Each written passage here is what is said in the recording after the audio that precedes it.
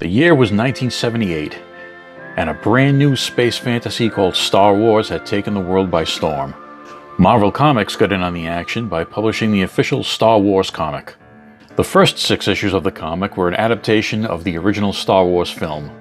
Beginning with issue number 7, writer Roy Thomas and artist Howard Chaykin began crafting what would be the first Star Wars Expanded Universe stories. With some guidance from George Lucas on what characters and situations to avoid, Roy began crafting the Marvel version of the Star Wars universe.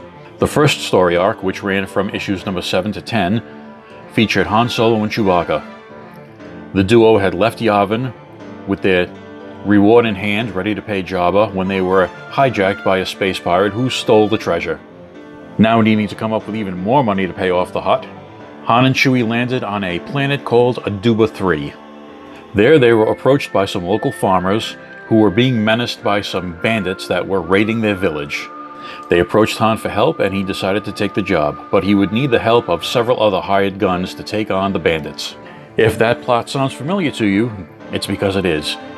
Roy Thomas was doing a Star Wars version of the film The Magnificent Seven, which was itself a remake of Akira Kurosawa's film The Seven Samurai. Back then you'd see this often, where comic book writers would go outside of comics to movies, television, and literature for inspiration so they could get story ideas in order to meet their deadlines. In 1980, filmmaker Roger Corman would create his own Magnificent Seven Star Wars mashup with the film Battle Beyond the Stars. The group that Han put together included Jim Doshin, a young man from the farming village who called himself the Star Killer Kid, and his droid Effie, Hedgie, one of the last of the species called Spiners, who was a humanoid porcupine, a Mesa Fox Train, a former dancer turned smuggler, Don Juan Quixote, an elderly gentleman who claimed to be the last of the Jedi Knights, whose name is an obvious mashup of Obi-Wan Kenobi and the literary character Don Quixote, and the last member of the team was Jaxxon, a 6-foot-tall green rabbit. Jaxxon was a member of the Lepi species from the planet Coachella Prime. While introducing himself, he told Han that his name was Jaxxon, Jax for short, which I ain't. Roy Thomas has said that the inspiration for Jaxxon was none other than Bugs Bunny himself. The group of gunslingers that Han assembled are collectively known as the Star Hoppers of Aduba 3. After his initial appearance, Jaxxon made a couple of other appearances in the original Marvel comic, and then he faded into obscurity. It's become well known that George Lucas did not appreciate Jaxxon. He thought the character was too silly for Star Wars.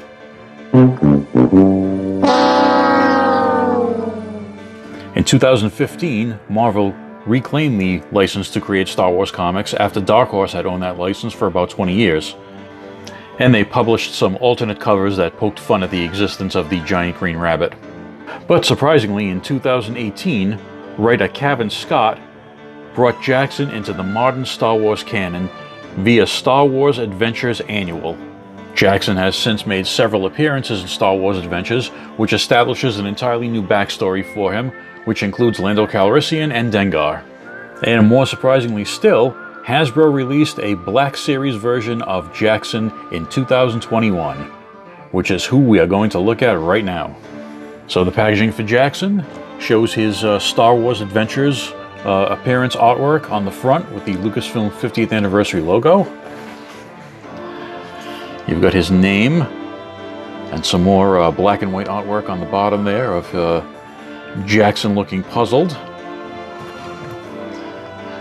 Bunch of write-up on the back and some more black and white artwork on the side, as well as the top and the bottom. All of this artwork taken from Star Wars Adventures. Open up the package. You get Jackson's bio right there with him confronting Dengar and the figure itself in the window.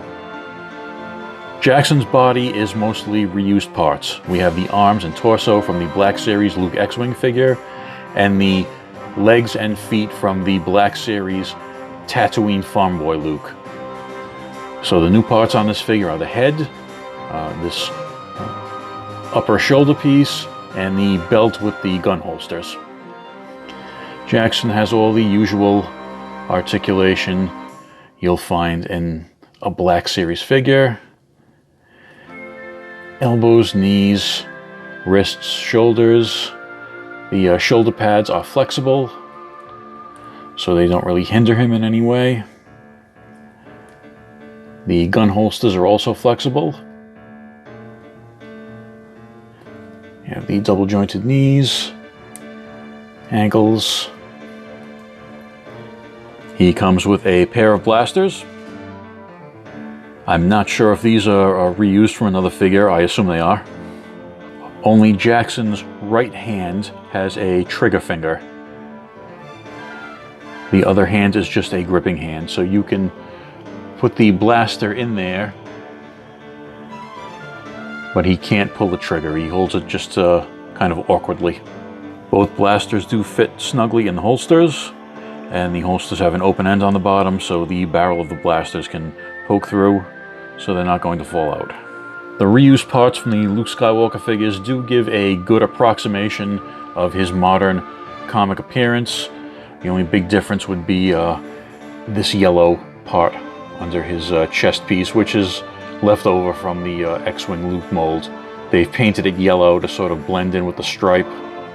It sticks out a little bit, but it's not a deal breaker. Like all Black Series figures, they've decided to make the head sculpt more realistic rather than more cartoony, getting away from his comic book origins to make it look like he may have come from the movies. To me, it looks like this sculpt was based on a piece of artwork from artist Pablo Hidalgo, which sort of cast Jaxxon as a more realistic creature rather than a cartoony creature. While I do like the head sculpt, part of me wishes they would have just gone all in on the absurdity of the character and just gone with the comic book inspired head sculpt rather than trying to make him more realistic. Now we really can't talk about Jaxxon without also talking about the elephant in the room.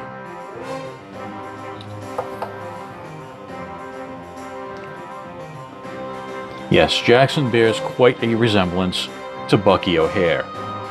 With Jaxxon being first published in 1978 and Bucky being first published in 1984 in issue number 3 of Echo of Future Past, you would think that maybe Bucky took inspiration from Jaxxon.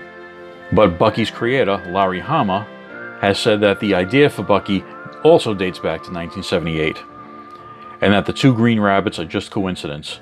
And there's really nothing to dispute that. Larry Hama is, of course, the creative force behind G.I. Joe, A Real American Hero, and he's one of the most honest guys in comics, so there's nothing to dispute the fact that one may have been taken from the other. The fact that there's two green rabbits in outer space in red jumpsuits is just coincidence. Although I did poke fun at their similarities in an Instagram post that I once did. You are the And here is your all rabbit size comparison lineup. These bunnies do tend to multiply. So I hope you enjoyed that look at the much derided but fondly remembered Jaxxon.